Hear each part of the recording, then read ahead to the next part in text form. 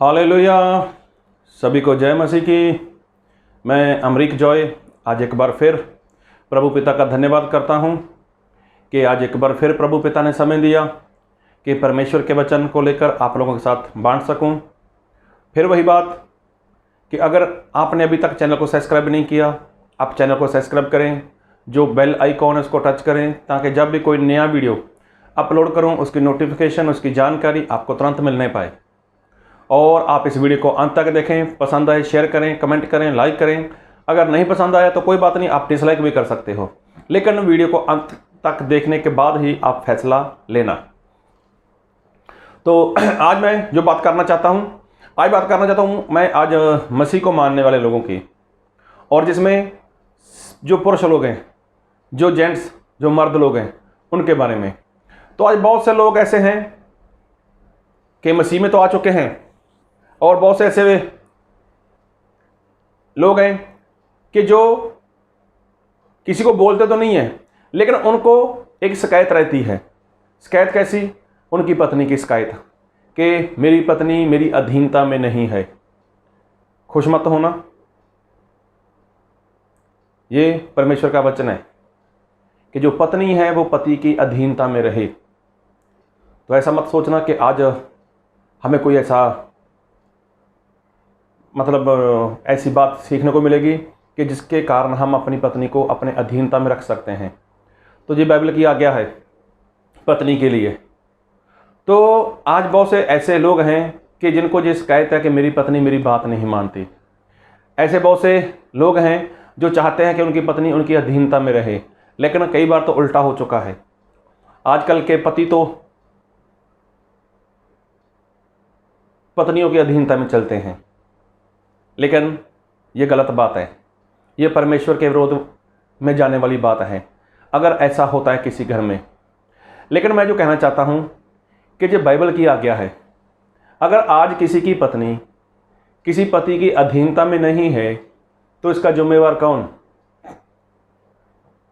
क्या पत्नी जिम्मेवार है? क्या परमेश्वर का दास वो जिम्मेवार है,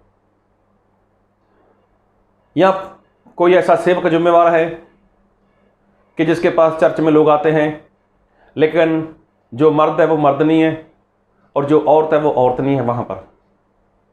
लेकिन बाइबल से आज हम कुछ बताएंगे, और बाइबल से आज हम कुछ सीखने जा रहे हैं। तो आज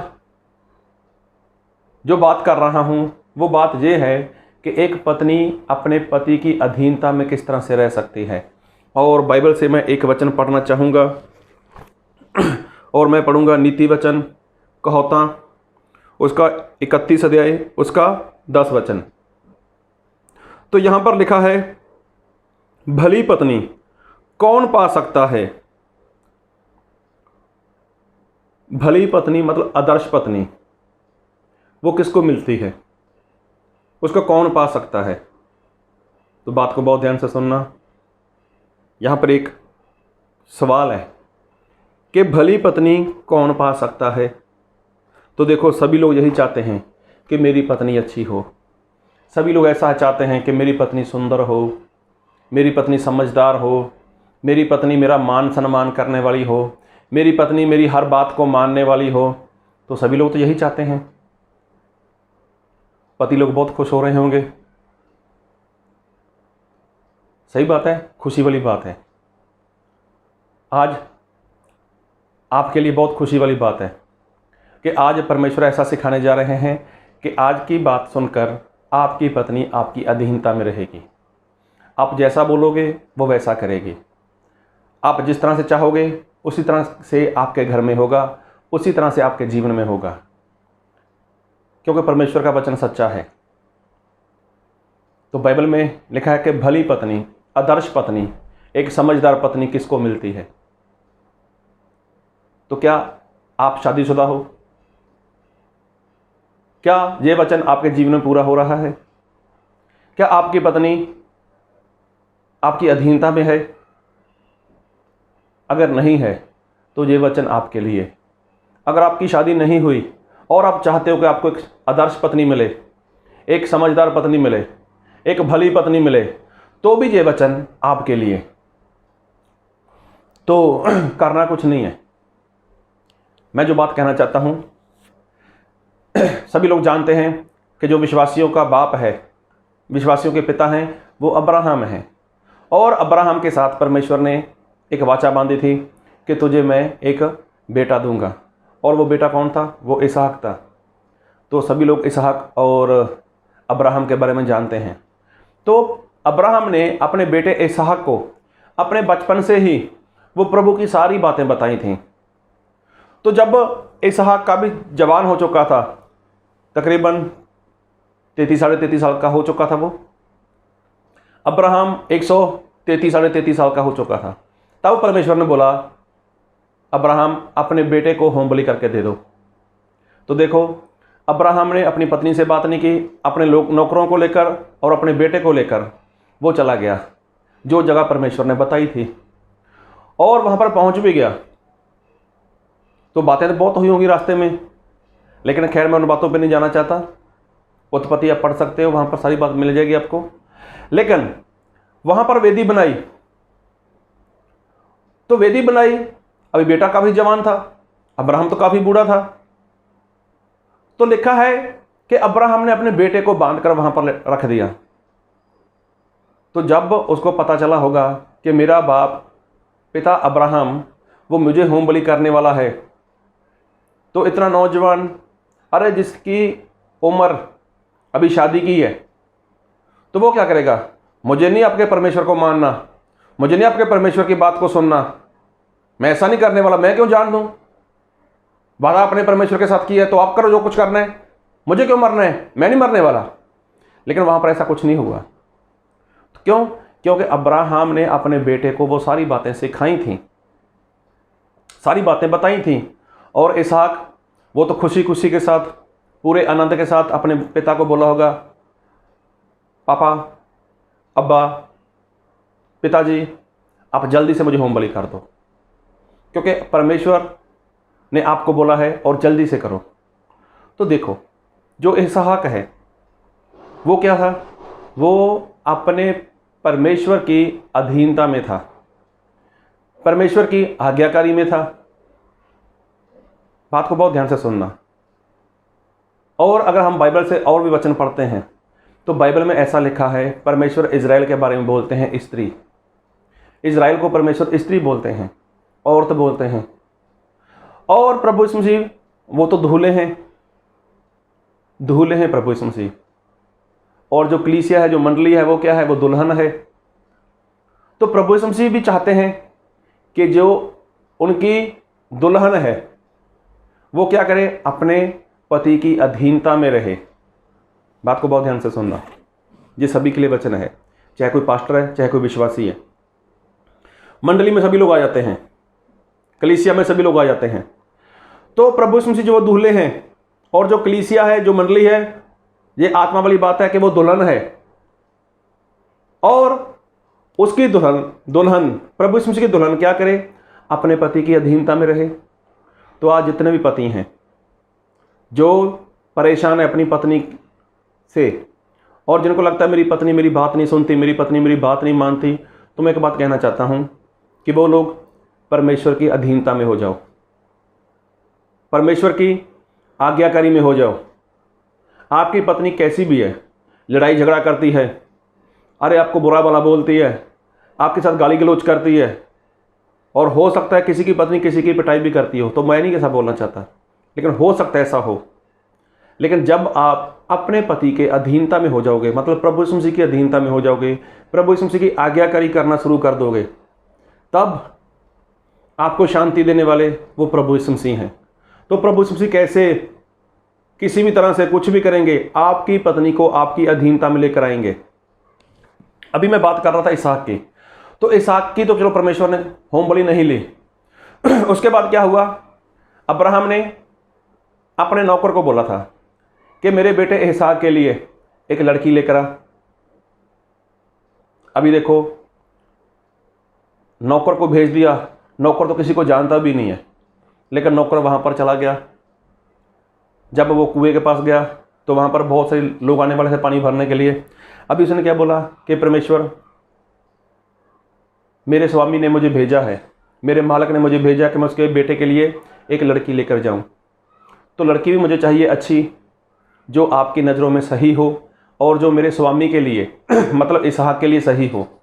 तो उसके लिए अच्छी लड़की देना। अभी देखो उसको कुछ मालूम नहीं है, लेकिन उसने परमेश्वर के आगे एक प्रार्थना की। तो परमेश्वर तो सबको जानते थे ना, इसहाक का जीवन जानते थे, इसहाक की आज्ञाकारी जानते थे, इसहाक के बारे में परमेश्वर जानते थे। तो क्या परमेश्वर इसहाक के साथ गलत होने देने वाले थे? नहीं।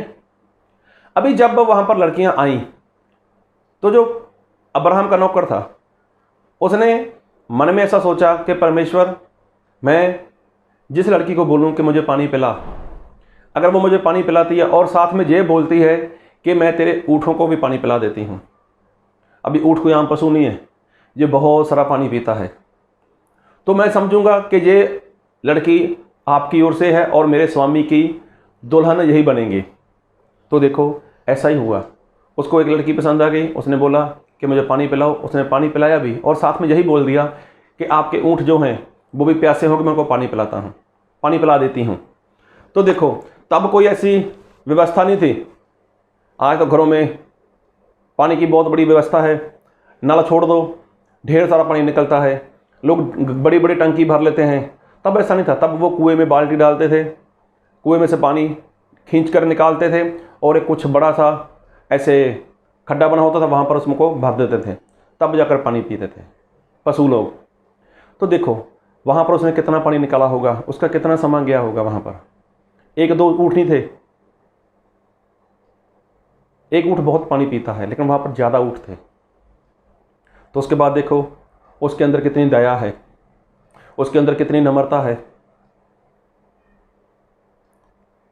जो इसहाक की पत्नी होने वाली है, कितनी बड़ी बात, उसके अंदर कितनी दया, उसके अंदर कितनी नम्रता। तो देखो उसने उस अब्राहम के नौकर को पानी पिलाया और साथ में उसके ऊँटों को पानी पिलाया। और अब्राहम का नौकर जान चुका था यही परमेश्वर की ओर से है। तो परमेश्वर ने क्या उस नौकर के ऊपर रहम किया? अच्छा था, ईमानदार था, अपने स्वामी की हर बात को सुनता था, मानता था। लेकिन परमेश्वर ने देखा किसको? इसहाक को देखा, उसकी आज्ञाकारी को देखा।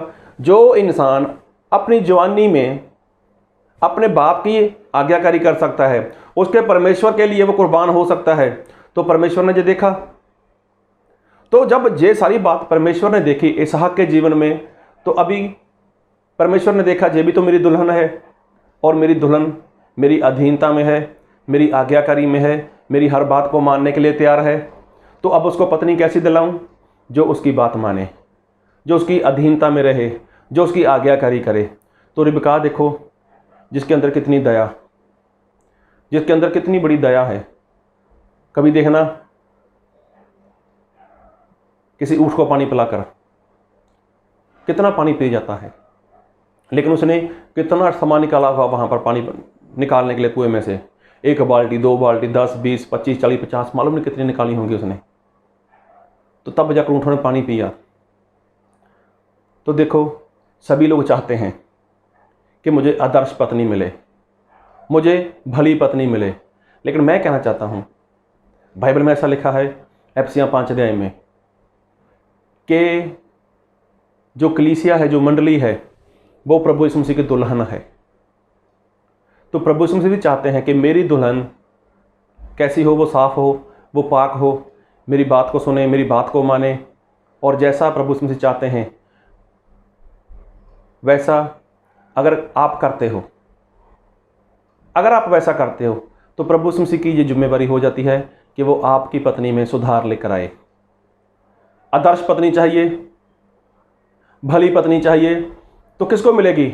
जो खुद वैसा होगा, जो खुद आज्ञाकारी करने वाला होगा परमेश्वर की, तो उसको उसकी पत्नी भी वैसी ही मिलेगी।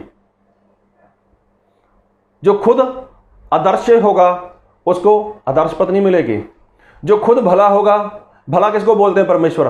परमेश्वर उसको भला बोलते हैं जो परमेश्वर की आज्ञा को सुनता है, मानता है, उसको परमेश्वर भला बोलते हैं। और जो इंसान ऐसा होगा तो परमेश्वर उसको वैसी ही पत्नी देंगे। और एक वचन पढ़ूंगा आपके लिए मैं, भजन संहिता उसका 128, क्या ही धन्य है हर एक जो यहोवा का भय मानता है। धन्य है वो जो यहोवा का भय मानता है और उसके मार्गों पर चलता है। तू अपने कमाई को निश्चय खाने पाएगा, तू धन्य होगा और तेरा भला ही होगा। तेरे घर के भीतर तेरी स्त्री फलवंत दाखलता सी होगी, तेरी मेज के चारों ओर से तेरे बालक जलपाई के पौधों से होंगे। तो देखो, तेरे घर के अंदर, तेरे घर के भीतर तेरी स्त्री फलवंत दाखलता के समानता में होगी। लेकिन कब? जब जो इंसान यहोवा का भय मानता है और उसके मार्ग के ऊपर चलता है, मतलब जो खुद आदर्श है, जो खुद भला है, तो उसको उसकी पत्नी वैसी ही मिलेगी। आप कितने पढ़े लिखे हो सकते हो, आपके पास रुपया पैसा हो सकता है, अच्छा कारोबार हो सकता है, अगर आपके जीवन में परमेश्वर की आज्ञाकारी नहीं है, अगर आपके जीवन में परमेश्वर वाली बात नहीं है, तो आपकी पत्नी कभी भी उसके जीवन में सुधार नहीं आएगा। तो सबसे पहले आपको खुद को ये काम करना होगा। क्या करना होगा? आप अपने जीवन में सुधार लेकर आओ, परमेश्वर के वचन के अनुसार करना शुरू करो, तो बाकी काम वो परमेश्वर का है। आप अपनी पत्नी की वजह से दुखी हो, आज आप अपनी पत्नी की वजह से आपके जीवन में शांति नहीं है, तो कोई बात नहीं, आप भी तो किसी की पत्नी हो, ये आत्मा की बात है। तो आप अपने पति की अधीनता में हो जाओ, आप अपने पति को खुश करना शुरू कर दो। अगर आप यहाँ काम करोगे तो परमेश्वर वहाँ पर काम करेंगे आपकी पत्नी के जीवन में। देखो, अब्राहम जो विश्वासियों का बाप है, तो उसकी पत्नी उसको क्या बोलती थी? स्वामी। कितनी अधीनता थी उसके अंदर। तो अगर ऐसा करना चाहोगे तो परमेश्वर आपके जीवन में बहुत बड़ा काम करेंगे। लेकिन सबसे बड़ी बात, अगर आप आदर्श हो तो आपको आदर्श पत्नी मिलेगी, अगर आप भले हो तो आपको भली पत्नी मिलेगी। तो ये तभी होगा कि जब आप पहले ये काम करोगे, खुद आदर्श बनो, खुद भले बनो, परमेश्वर की आज्ञाकारी करो, और आप भी परमेश्वर की दुल्हन हो, आप परमेश्वर की, प्रभु यीशु मसीह की पत्नी हो। तो प्रभु यीशु मसीह आपको बहुत की आशीष दे। आमीन।